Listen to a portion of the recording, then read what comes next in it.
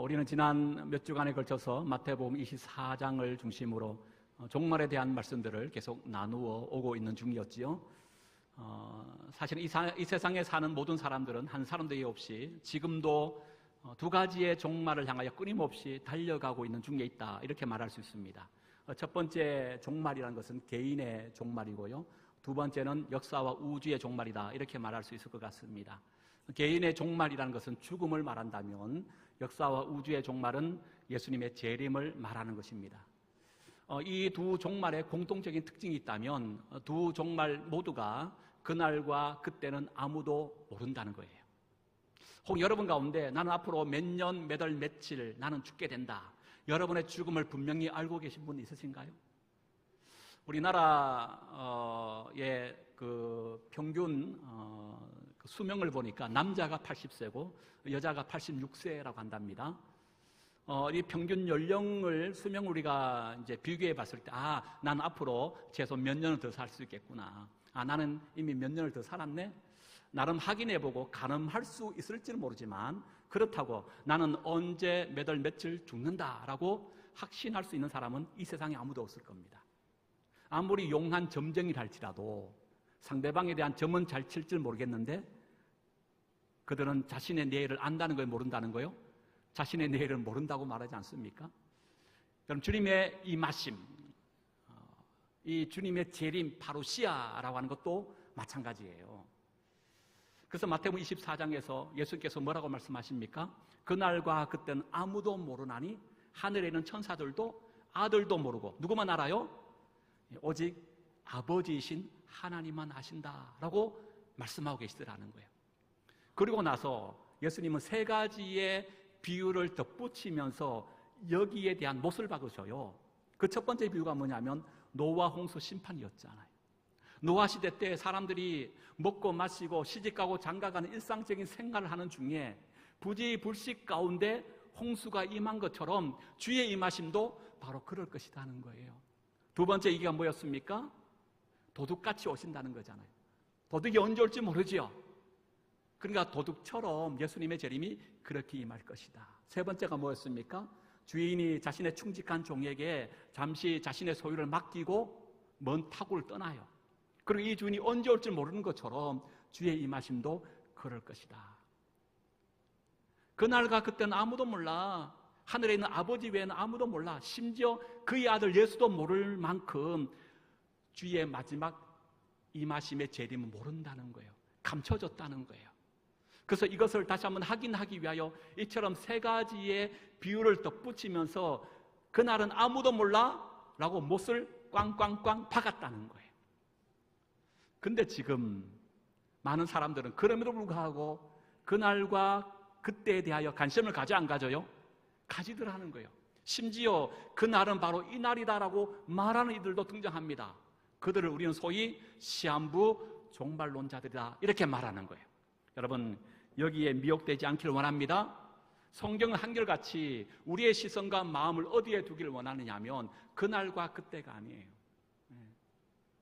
그날과 그때는 이 세상에 사는 사람은 누구나 필연적으로 맞이할 수밖에 없는 종말이에요.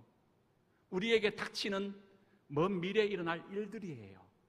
중요한 것은 성경은요, 그날과 그때에 우리의 관심을 두고 그날이 이날이다 라고 하는 것에 우리의 마음을 두게 하려고 하지 아니하고, 도리어 성경 한결같이 우리의 마음과 우리의 시선을 어디에 두기를 원하느냐 하면 지금 여기 우리가 발 딛고 있는 이곳에 우리의 마음을 두고자 하고 있더라는 거예요. 독일에 가면 종교개혁자인 마틴 루터의 생가가 있습니다. 그 생가집 앞마당에 보면 작은 비석에 이 문구가 이렇게 쓰여져 있다고 얘기해요. 내일 지구가 멸망한다 하더라도 나는 한 그루의 나무를 심겠노라. 어디서 많이 들어본 얘기 같죠? 사실 우리는 이 말을 철학자 스피노자가 한 말로 더 잘 알려져 있습니다. 근데 스피노자는요, 루터보다 200년 이후의 사람이에요. 그럼 먼저 이 말을 누가 했다는 거예요?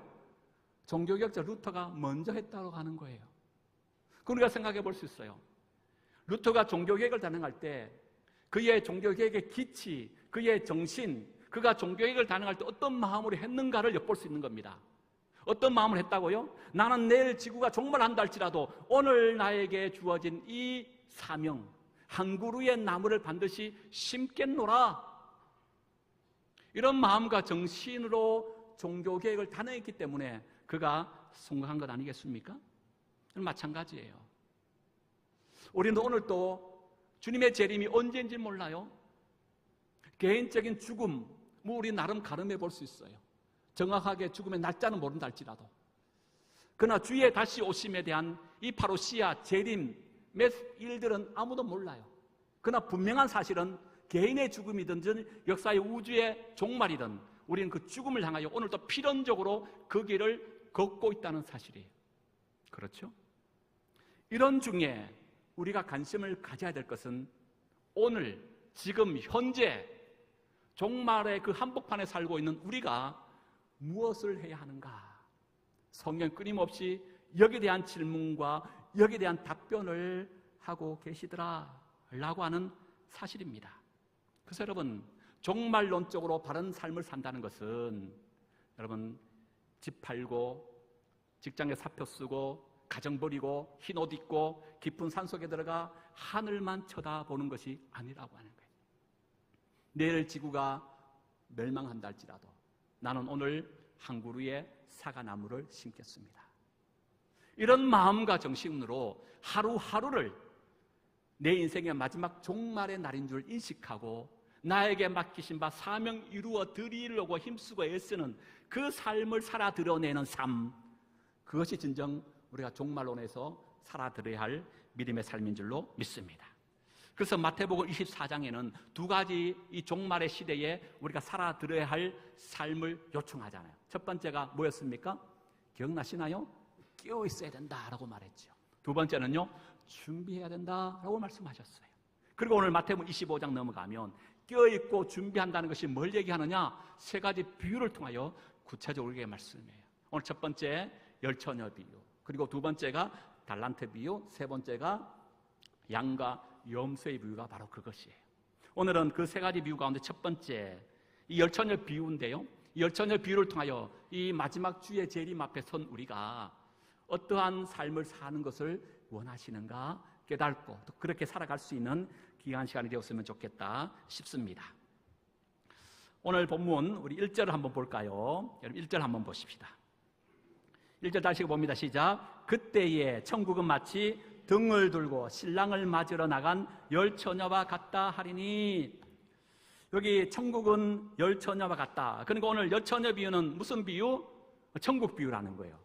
여러분, 이 천국을 이 혼인잔치 또 뭐 잔치에 빗대어서 얘기하고 있다라고 하는 그 의미를 제가 여러 번 말씀드려서 여러분 이제 좀 아시겠죠? 왜 천국을 이 혼인잔치 또 일반적인 잔치에 빗대어서 천국을 지금 말하고 있는 겁니까? 다른 게 아니죠. 천국에는 뭐가 있어요? 음식이 있잖아요. 배부름이 있다는 거예요. 여러분, 잔치에는 뭐가 있어요? 음식과 배부름. 또 잔치에는 뭐가 있어요? 노랫가락, 기쁨이 있고 즐거움이 있는 곳이잖아요. 바로 하나님 나라가 영원한 배부름과 기쁨과 즐거움이 있다는 것을 잔치를 빗대어서 설명하고 있는 매개로 삼는 거예요. 그럼 반대로 지옥은 어떤 것일까요? 아버지 곁을 떠난 탕자를 보면 알죠. 둘째 아들 탕자가 아버지 곁을 떠나는 순간 그에게 닥친 것은 무엇입니까? 대지의 지엄 열매마저도 먹지 못하는 비참한 인생을 사는 거예요. 그래서 지옥은 어떤 곳이에요? 아버지 곁을 떠나는 그 순간 경험되어지는 궁핍과 결핍과 부족함과 고통만 있는 것이 어디다? 그것이 바로 지옥이다. 이렇게 볼 수 있는 거예요. 오늘 열처녀 비유는 바로 이처럼 천국의 비유인데 우리가 한번 생각해 보세요. 신랑이 나오고 열처녀가 나옵니다. 우리는 이 내용을 너무너무 잘 알고 있기 때문에 열처녀가 누구다? 금방 이해할 수 있어요. 그런데 성경을 처음 보는 사람은 신랑은 한 사람인데 처녀는 10명이네? 그럼 열처녀 누굴 말하는 것이지? 아마 의문을 가질 분이 계실 겁니다. 그 당시에는 지금과 다르게 이 일부 다처제가 허용되는 그런 시대였어요. 그 신랑은 하나니까 열처녀는 그러면 이 10명의 신부를 말하는가? 이렇게도 아마 의문을 가질 수도 있을 것 같습니다. 그래서 오늘 이 열처녀 비유를 우리가 잘 이해하기 위해서는 먼저 1세기 당시에 유대인들의 결혼 문화, 결혼 풍습을 먼저 알 필요가 있습니다. 우리나라도 한 80년대까지만 해도 결혼 전에 아마 약혼식들을 아마 많이 했던 것 같아요. 여러분들 가운데도 아마 약혼식을 하셨던 분들이 계실 거예요. 유대인들도 우리의 결혼 문화와 아마 흡사한 것 같습니다. 신랑이 이제 신부집을 이제 2번 찾아가요. 첫 번째 찾아갔을 때는 소위 약혼식을 하는 거예요. 신부집에 찾아가서 신부 부모님에게 결혼을 허락받습니다. 그리고 약혼식을 잠시 하는 거예요. 그리고 결혼식은 아직 하지 않아요. 그리고 이제 신랑은 약혼식을 하고 나서 자기 집에 돌아가서 신부와 함께 살 신혼집을 마련하는 거예요. 이때 대개 기간이 한 1년 정도 된다라고 합니다. 이 1년의 기간 동안에 신부가 반드시 해야 될 마음가짐이 있어요. 뭐겠습니까? 아직 결혼식은 하지 않았어요. 약혼식만 한 상태에 있습니다. 그러니까 결혼식을 하기 전까지 신부가 갖춰야 할 마음가짐은 다른 것이 아니었어요. 자신의 몸을 정결하게 하고 깨끗게 하는 거예요. 그리고 신랑이 신혼집을 마련하고 나서 다시금 신부집에 옵니다. 이때 이제 결혼식을 하는 거예요. 신부집에서 결혼식을 하고 신부를 데리고 준비된 신혼집에서 둘이 이제 영원히 함께 사는 거예요. 오늘 열처녀의 이 배경은 바로 2번째 신랑이 신부집에 가서 결혼식을 하고 신부를 데려오기 위하여 바로 그 신부집에 가는 그것을 배경으로 하고 있다는 거예요. 특별히 지금도 그렇습니다. 1세기 당시에 팔레스타인 이 지역은요, 낮 기온이 너무너무 뜨거워요. 지금 보니까 우리나라가 거의 이 열대야 때문에 동해안 우리가 살고 있는 영동은 조금 예외입니다만은 이 나머지 지역들은 굉장히 열대야 때문에 힘들어한다던데요. 이 팔레스타인 지역이 바로 그런 거예요. 굉장히 무더운 기온입니다. 그러니까 중요한 행사나 결혼식은 해가 있는 낮에는 못해요. 해가 떨어진 저녁 시간에 밤에 대개 이런 결혼식을 하는 겁니다.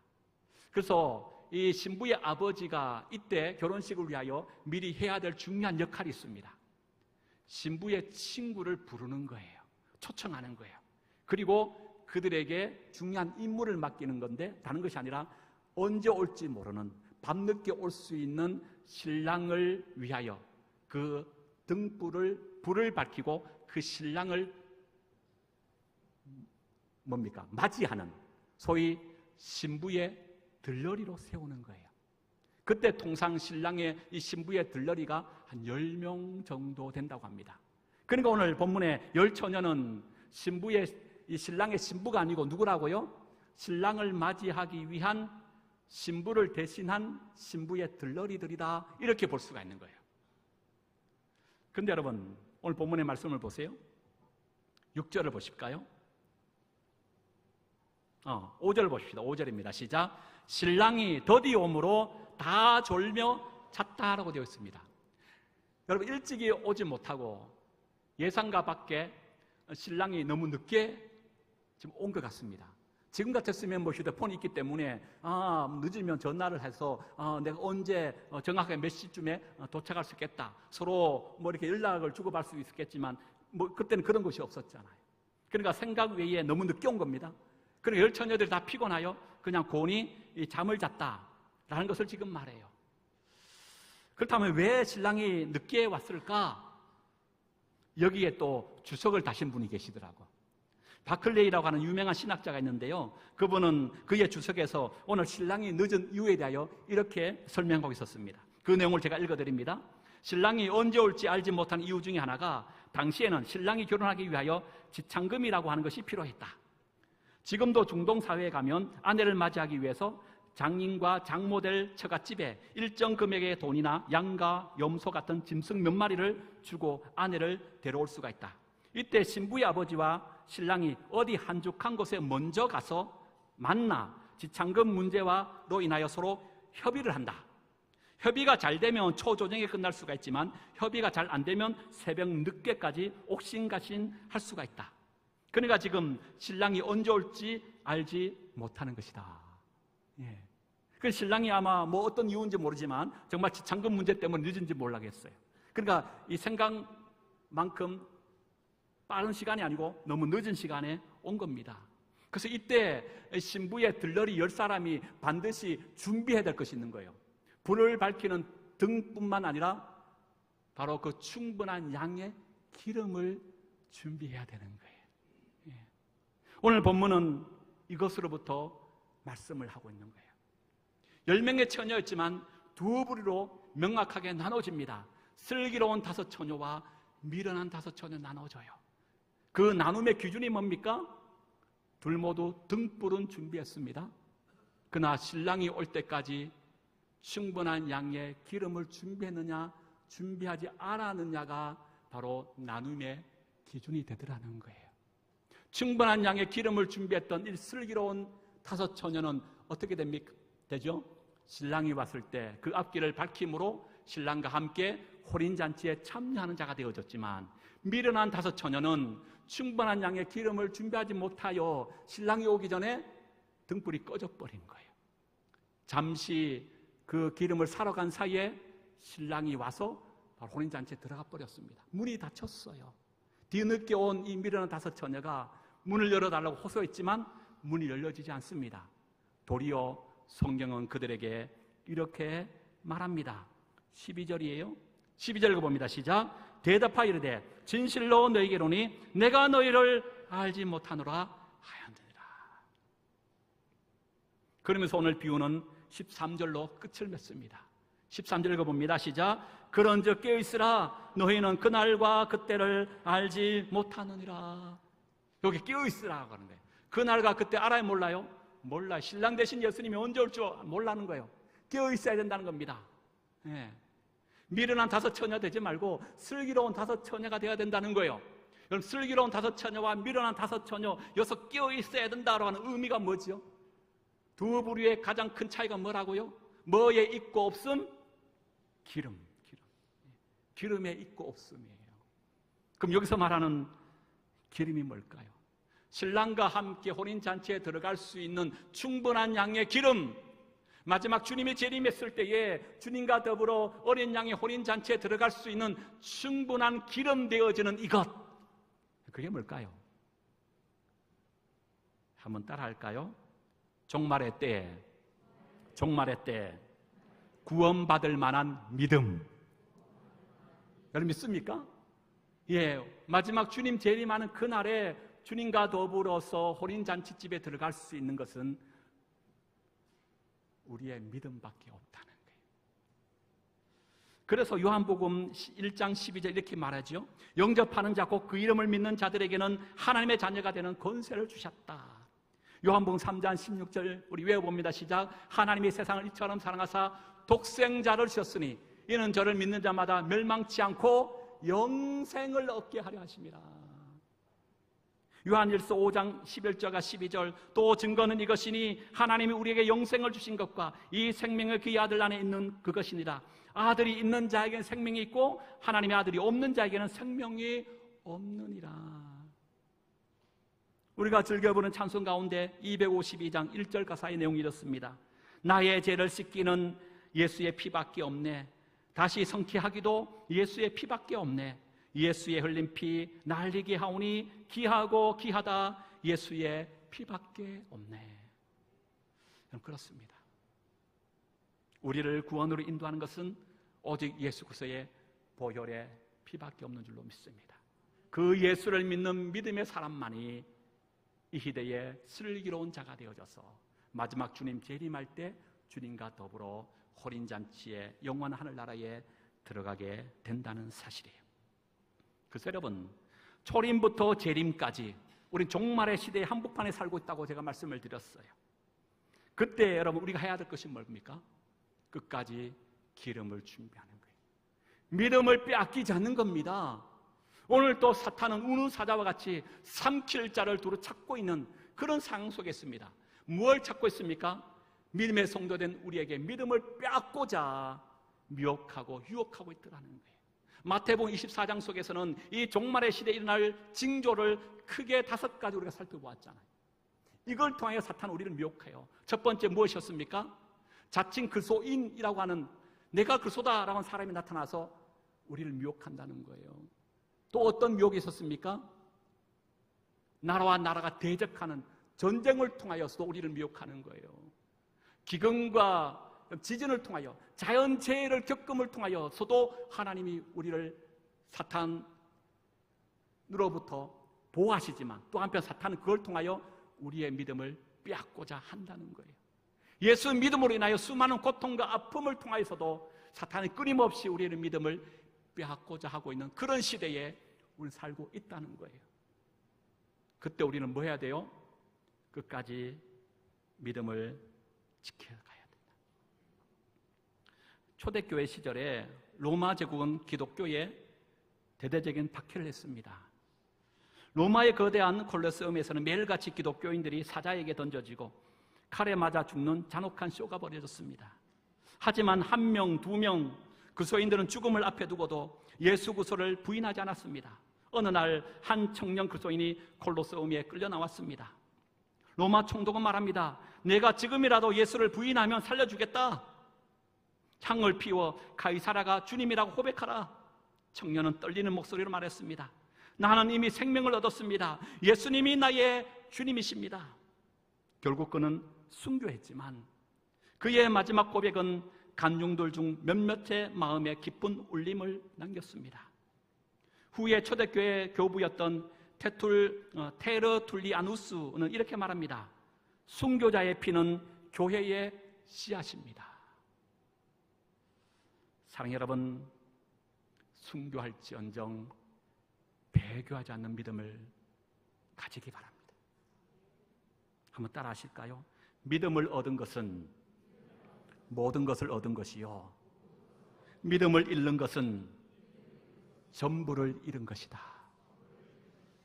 마지막까지 여러분 이 믿음 꼭 지키시기 바랍니다. 하나만 더 보고 말씀 마칠까요? 오늘 본문의 1절을 보세요. 1절 다시 보면 천국은 마치 등을 들고 신랑을 맞아 나가는 열 처녀와 같다라고 되어 있어요. 그러니까 열 처녀들은 다 누구를 기다렸어요? 신랑 대신 예수님을 기다리고 있네요. 그럼 오늘 이 비유는 예수님을 전혀 알지 못하는 교회 밖 세상 사람들에게 주는 교훈을 위하여 주신 것입니까? 아니면 신랑이 누군지를 알고 그 신랑 오심을 기다리고 있는 교회 공동체를 위하여 주신 겁니까? 누구에게 준 거예요? 나와 우리에게 주신 말씀이잖아요. 왜요? 신랑이 누군지를 알고 신랑을 기다리고 있는 자들이기 때문에 그래요. 여러분, 세상이 예수를 알아요? 예수를 기다립니까? 종말의 구원자를 기다려요? 아니잖아요. 그러니까 지금 오늘 여천의 비유는 철저하게 교회 공동체 안에 있는 우리에게 주신 말씀이에요. 그런데 교회 공동체는 마지막 주님이 재림하시는 신랑으로 오시는 그때에 극면하게 나눠진다는 거예요. 슬기로운 5처녀와 미련한 5처녀로. 신랑이신 예수님과 함께 혼인잔치에 들어갈 자가 있는가 하면 들어가지 못하여 밖에 쫓겨나는 그런 일들도 있더라는 거예요. 두렵지요. 굉장히 무서운 말씀 가운데 하나예요. 여러분, 이 말씀 속에서 우리는 한편 이런 마음을 가지고 계신 분 있을 수 있습니다. 내가 교회는 다녀도, 내가 신앙은 생각은 하고 있지만 마지막 주님 재림하는 그날에 이런 미련한 5처녀가 되어져서 영원한 혼인잔치인 천국에 들어가지 못하면 어떨까? 마음의 의심과 두려움과 그런 공포 가운데 계신 분 있을 줄 모르겠어요. 또 한편 삶을 살다가 인생의 위기를 당하고 어려움을 겪을 때마다 마음의 평안을 누리지 못하고 안식을 누리지 못할 때 내가 이러다가 죽으면 천국 가나 의심하는 분들도 혹시 있을 줄도 모르겠어요. J.S. 라인이라는 사람이 구원의 확신이라는 책을 썼어요. 이 구원의 확신이라는 책 굉장히 얇은 책이에요. 9,000원 밖에 되지 않아. 비싼가요? 굉장히 얇고 작은 책이에요. 구원의 확신인데 얇은 책인데 챕터가 7챕터로 나누어져 있어요. 그 두 번째 챕터의 제목이 뭐냐면 이렇게 되어 있습니다. 구원받은 신자도 구원의 확신을 갖지 못할 수 있다. 별로 안 놀라시네? 다시 읽어드립니다. 구원받은 신자도 구원의 확신을 갖지 못할 수도 있다. 두 번째 챕터의 제목이 이거예요. 놀랍지 않습니까, 여러분? 뭔가 우리에게 새로운 막 도전을 주는 것 같지 않아요? 구원받은 성도는 당연히 구원의 확신을 가져야 되는데, 구원받은 성도랄지라도 이런 구원의 확신을 가질 수 없을 때도 있다는 거예요. 그러면서 그 책은 이렇게 얘기합니다. 그리스도를 믿는 구원의 믿음을 지니고서도 확실히 있는 소망을 누리지 못할 수 있다. 주께 받아들여졌음을 믿고 소망을 갖는 것과 그 믿음과 소망으로 인해서 기쁨과 평안을 누리는 것은 별개의 문제다. 하나님의 자녀는 모두 믿음을 지니고 있다. 그러나 모두 확신을 가진 것은 아니다. 나는 이 점을 결코 잊어서는 안 된다고 생각한다. 그러면서 믿음과 확신을 나무의 뿌리와 꽃에다가 비유해요. 뿌리는 믿음이고 꽃은 확신이란 겁니다. 뿌리 없는 꽃은 없지만 그렇다고 뿌리가 있다고 해서 모든 나무마다 꽃을 피우는 것은 아니라고 하는 거죠. 예를 들면 베드로가 지난주에 우리 부목사님 그 설교하셨던데 물리를 걷다가 물에 빠졌지요. 그때 베드로 예수께 이렇게 외쳤습니다. 예수여 나를 구원하소서. 이때 외쳤던 베드로는 바로 그 순간 그의 믿음이라는 거예요. 그런데 베드로가 나중에 공리 앞에 서서 사람들에게 이렇게 외칩니다. 이 예수는 너희 건축자들의 버린 돌로서 집 모퉁이의 머릿돌이 되었느니라 라고 말한 사람들 앞에 예수를 소개할 때에 그 베드로는 바로 예수에 대한 그의 믿음의 확신이 있었기 때문이라는 거예요. 그 담대하게 외칠 수 있었다는 거죠. 마가복음 9장에 보면 귀신 들린 아이를 둔 아버지가 나옵니다. 이때 예수께서 이렇게 말합니다. 할 수 있거든이 무슨 말이냐? 믿는 자에게는 능치 못함이 없느니라. 이때 귀신 들린 아이를 둔 아버지가 예수께 나와서 이렇게 말합니다. 내가 믿나이다. 나의 믿음 없음을 도와주소서. 이때 예수께 소리쳤던 그 아버지는 그 순간 예수님에 대한 믿음 때문이라는 거예요. 그러나 디모데후서 4장에 보면 사도 바울이 자신의 모든 삶을 해고하면서 마지막 이렇게 고백합니다. 나는 선한 싸움을 싸우고 나의 달려갈 길을 마치고 믿음을 지켰으니 이제 후로는 나를 위하여 의의 면류관이 예비되었느니라 라고 고백하는 것은 바로 그의 확신이었다는 겁니다. 믿음과 확신 조금의 차이를 좀 이해하시나요? 여러분, 그 뿌리라고 하는 것은 시작에 불과해요. 꽃은 뭘까요? 절정이라고 얘기할 수 있습니다. 뿌리가 예수 그리스도 앞에 온전히 내려졌다면 때로는 내가 삶을 살아가면서 믿음에 대한 분명한 확신이 없을 수도 있어요. 꽃을 못 피울 수 있어요. 이렇게 내가 신앙생활 하다가 내가 마지막 천국 갈 수 있을까? 두려울 때가 있고 또한 불안할 때가 있어요. 그러나 여러분, 그 순간이랄지라도 여러분의 신앙의 뿌리가 예수 그리스도 앞에 온전히 놓여져 내리고 있다면 여러분 이미 구원함 받은 자들인 줄로 믿습니다. 이걸 놓치지 말라는 거예요. 출애굽 당시에 애굽에 10가지 재앙이 내려졌습니다. 바로는 피게이파, 악독, 흠의 흑암, 마지막 장자의 죽음. 첫 번째보다 9번째 재앙이 내려져도 이스라엘 백성 출애굽시켜주지 않았어요. 그런데 마지막 10번째 재앙, 장자의 죽음을 보고서 비로소 이스라엘 백성을 출애굽시켰지요. 그 장자의 죽음이 뭐였습니까? 임방과 문설주마다 어린 양의 피가 발라진 그곳은 죽음의 권세가 패스오버 넘어갔다는 거예요. 그게 6월절이잖아요. 그때 여러분 우리가 한번 생각해 보세요. 그 6월절날 살아난 자들은 모든 초태생, 사람뿐만 아니라 짐승의 첫 새끼도 다 죽임당해요. 그 문설지에 피가 발라지지 않는 집에서는. 그런데 이때 애굽의 사람들도 살아난 자가 있었을까요? 없었을까요? 애굽의 장자도 살아난 자가 있었을까요? 없었을까요? 우리는 이걸 별로 생각하지 않아요. 그런데 있었어요. 왜 그래요? 임방과 문설주마다 어린 양의 피가 발라진 그곳에 이스라엘 장자들만 있었던 것이 아니고 혹여 그 가운데 한 사람이라도 애굽 사람의 장자가 있었다면 그는 살았을까요? 못 살았을까요? 살았어요? 못 살았어요? 왜 살아요? 예수의 보혈의 피가, 어린 양의 피가 발려졌기 때문에 그래요. 그러니까 사냐 죽느냐의 결정은요, 그 방 안에 누가 거하고 있느냐가 중요한 것이 아니었어요. 애굽 사람이냐 이스라엘 사람이냐, 남자나 여자냐, 돈 있는 자나 돈 없는 자냐, 건세 있는 자나 건세 없는 자냐라고 하는 신분의 이런 차이의 문제가 아니라 바로 어린 양의 피가 발려져 있는 그곳에 사는 자는 다 구원을 받았다는 거예요. 또 하나, 여러분, 저는 어린 양의 피가 발려져 있는 집안에 살고 있는 사람들은 크게 두 부류로 나눠진다고 생각해요. 어떤 한 부류는요, 굉장히 편안한 거예요. 믿음이 있어, 두려움이 없어. 죽음의 권세가 온다 할지라도 어린 양의 보혈의 피를 내가 발랐기 때문에 말씀에 따라 나는 안전해, 두려움 가운데 아니고 평안한 거예요. 근데 여러분, 평안한 사람이 있겠습니까? 그 집안에 살고 있는 사람 가운데는요, 두려운 거예요. 어린 양의 피가 발랐다고 해도 죽음의 권세가 과연 넘어갈 수 있을까? 이러다가 내가 죽으면 어떨까? 두려움과 공포 가운데 있는 자가 있을 수 있지 않을까요? 근데 두렵든 두렵지 않든 그들은 다 구원받았어요? 못 받았어요? 살아났어요? 살아나지 않았어요? 살아났다는 거예요. 제가 오래전에 시차례에서 대마도를 갈 적이 있었어요. 갈 때는 괜찮아. 올 때는 파도가 많이 일어서 배멀미를 엄청 많이 했어요. 저도 토할 정도는 아니었지만 토하기 직전까지 배멀미를 했어요. 그 배 안에 있는 화장실에는 어떤 사람은요, 변기를 붙들고 그냥 거기서 아예 그냥 배가 도착할 때까지 머물고 있었다는 거예요. 배멀리 난다고 죽겠다는 거예요. 그런데 그런 상황에서 어떤 사람은 평안한 거예요.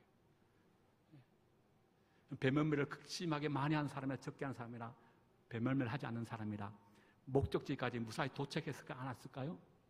도착했어요. 왜요? 배에 다 있었기 때문에 그런 거예요. 여러분, 이것입니다.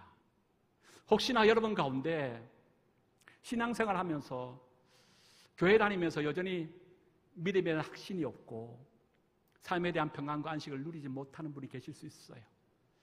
그럴 때마다 의심이 들 수도 있습니다. 내가 이렇게 죽고 천국 과연 갈 수 있을까? 아니요. 여러분의 신앙의 뿌리의 근거가 예수 그리스도 앞에 분명히 내려져 있다면 여러분이 지금 경험하는 감정과 관련 없이 그 예수의 보혈 때문에 여러분은 반드시 구원받을 줄로 믿습니다. 그래서 여러분 가운데는 미련한 다섯 처녀 있다 없다? 제가 봤을 때 아무도 없어요. 우리 모두는 슬기로운 다섯 처녀인 줄로 믿습니다. 그래서 우리가 해야 할 것이 뭐예요? 흔들리지 않는 반석 같은 믿음 가운데 다시 한번 서는 거예요. 어떤 환경과 어떤 상황 속에서도 주 예수의 보혈의 피를 의지하고 그 구원의 자리에 내가 쓸 것을 확신하며 나의 신앙을 성장하고 세워가는 거죠. 어려움 속에서도 구원의 확신으로 평안을 누리고 힘든 중에도 복음의 기쁨으로 살아가는 우리 믿음의 공동체 다 될 수 있기를 주의 이름으로 축복합니다.